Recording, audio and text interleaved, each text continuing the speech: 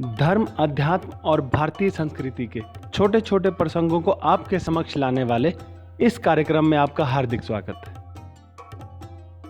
सारांश की इस कड़ी में आइए जानते हैं आचार्य चाणक्य ने क्यों सर्वश्रेष्ठ बताया स्त्रियों को पुरुष की अपेक्षा।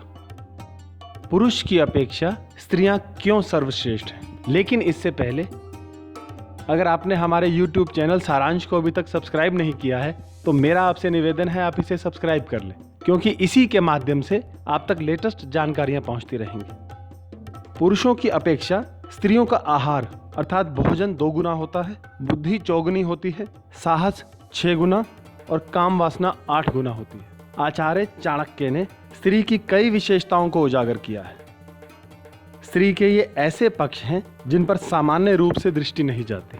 भोजन की आवश्यकता स्त्री को पुरुष की अपेक्षा इसीलिए ज्यादा है क्योंकि उसे पुरुष की तुलना में शारीरिक कार्य ज्यादा करना पड़ता है। यदि इसे प्राचीन संदर्भ में भी देखा जाए तो उस समय स्त्रियों को घर में कई ऐसे छोटे छोटे काम करने होते थे जिनमें ऊर्जा का व्यय होता था। आज के परिवेश में भी स्थिति लगभग वही है। शारीरिक बनावट, उसमें होने वाले परिवर्तन और प्रजनन आदि ऐसे कार्य हैं जिसमें क्षय हुई ऊर्जा को प्राप्त करने के लिए स्त्री को अतिरिक्त पौष्टिकता की आवश्यकता होती है। इस सत्य की जानकारी न होने के कारण बल्कि व्यवहार में इसके विपरीत आचरण होने के कारण बालिकाओं और स्त्रियों को पुरुषों की अपेक्षा ज्यादा कुपोषण का शिकार होना पड़ता है और उसके अलावा बुद्धि का विकास समस्याओं को सुलझाने से होता है। इस दृष्टि से भी स्त्रियों को परिवार के सदस्यों और उसके अलावा भी कई लोगों से व्यवहार करना पड़ता है।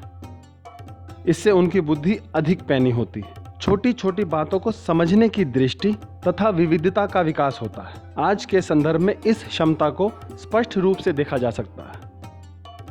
भावना प्रधान होने के कारण स्त्री में साहस की उच्च मात्रा का होना स्वाभाविक है।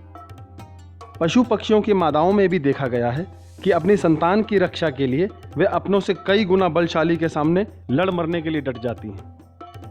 काम का 8 गुना होना पढ़ने सुनने में अटपटा लगता है, लेकिन यह संकेत करता है कि हमने काम के रूप स्वरूप को सही प्रकार से नहीं समझा है। काम पाप नहीं है, सामाजिक कानून के विरुद्ध भी नहीं है।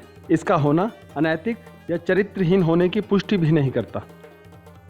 श्री कृष्ण ने स्वयं को धर्मानुकूल काम कहा है। काम पितृ ऋण से मुक्त होने का सहज मार्ग है।